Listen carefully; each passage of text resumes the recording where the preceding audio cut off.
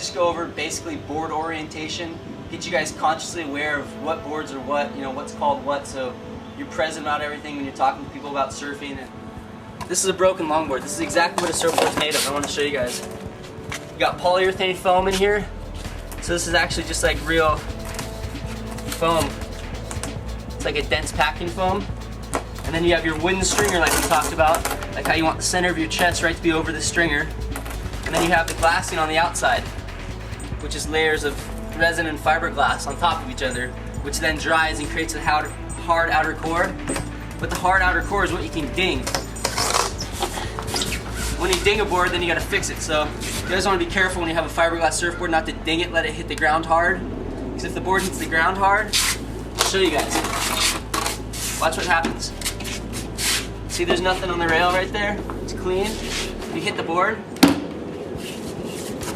then it dings the rail. And then you got a ding, and if this was a surfboard that we were riding, we'd have to fix that. Because that ding will suck water into your board, and then the board will turn yellow, like this one is already. So, swallow fin, 4-fin setup.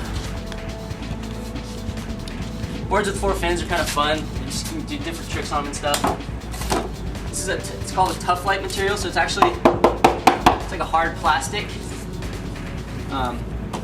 These boards are great because they don't ding and they always look brand new. This board's about 3 years old and it's about the same price as a fiberglass board. It's a pretty good investment. Tail pad for traction.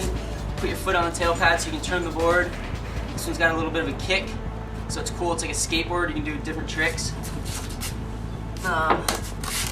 This is almost just a bigger version of that board, but you'll notice this one isn't Tough Light. It's foam and fiberglass.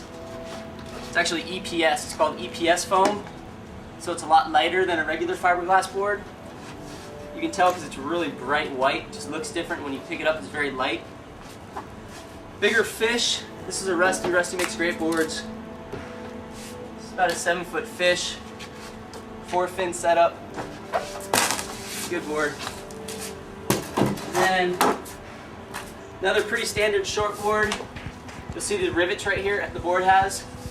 These are called air rails. So if you're going to do an air, you can grab the rail like that and stick your foot on it and hold on to it. I don't shortboard that much, so I don't do airs on shortboards. But if I did, that's what I would do this board. And it's got a bat tail on it. If you can see that, there's like 2 bevels. It's called a bat tail. And this is a 4-fin setup. Quad fin. And this is the beginner board right here. I think personally it's a lot easier to learn on a hard board because they're a lot more buoyant. But these work good and these are great for kids. This is what we used to use for the children when I owned, I used to own the surf camps for all the kids in San Diego on Newport Beach. So we'd use these. They're soft, they're spongy. So if it hits you, it's not gonna hurt. These are great. You can buy these things at like a Costco, Sam's Club for $150. They'll last for 3 years. Beginner board. And then you guys already saw the paddle stand up. You want to see a comparison? Let me compare a standard longboard to the stand-up board.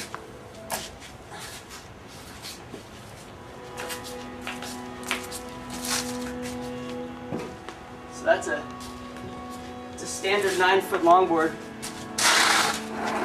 It's pretty average size. And then this is a pretty average size shortboard. So you see the difference. I'm 6 feet tall. A lot of guys like to ride shortboards. They'll ride a board about 6 feet tall. I personally enjoy longboarding, so I ride a 9-foot longboard. And I believe it's a 11.5, 12-foot stand-up. So that gives you guys a good broad overview of all the different types of boards and what surfboards are made of. And now you'll just feel more comfortable talking about surfboards with people in the future. This is they call it a performance longboard. So it's a longer board that you can do tricks on and you can maneuver good. Now this is Surfing Basics 101 right here. This is the deck of the board. This is your tail. The fins are always right underneath the tail.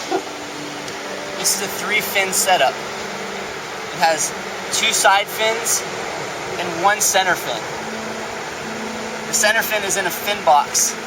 See how it's grouted out right here? The fin actually just goes in there and slides back, and you screw it down right here. The two side fins have two plugs with a little screw that you screw in, one here and one here. It's called the FCS system. So this is the bottom of the board. These are the rails. This is a rail. This is a rail. These are sharp rails, so the board turns quickly.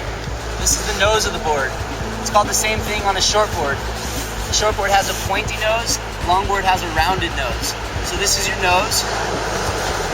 If you look right here, the wooden part, that's the stringer of the surfboard.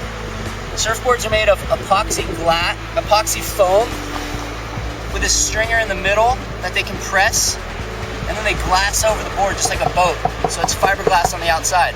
You want to wash your wetsuit out with fresh water, or else it'll get really stinky from the salt water. It can create infections on your skin and stuff. We got a few different kinds. This is just a standard wetsuit top, zip down the back. Zipper always goes down the back.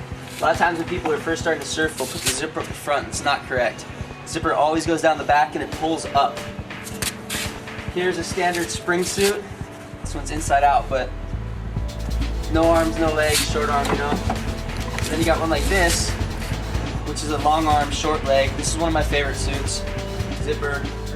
Surfing accessories. This is important, you know, just so you have the right equipment. It'd be like having the right tires in your car. I just kind of want to go through a few things with you guys so you kind of feel comfortable with when you go to the surf shops. You're going to know what to ask for and you don't feel awkward because you don't know what you're talking about. So we'll start out with the feet. If you're in cold water, good pair of booties always helps. They also have traction on the bottom, so they'll help you stick to your board more. So that's pretty basic, and then you just Velcro it back here on the side. And if I was to have my wetsuit on, I would pull my wetsuit over this. Surf wax. You need to wax the top of your surfboard. Very important, you guys. On a surfboard, you wax the top of the board. Like on a snowboard, you wax the bottom. This is a good kind of wax. This is called OAM. It doesn't matter, there's a bunch of different brands. So what you do is I already have existing wax on here. I'm just gonna rough it up with this new bar. So it breaks in half, it's already perforated. You basically just cover the whole deck of the board. Get all the rails good.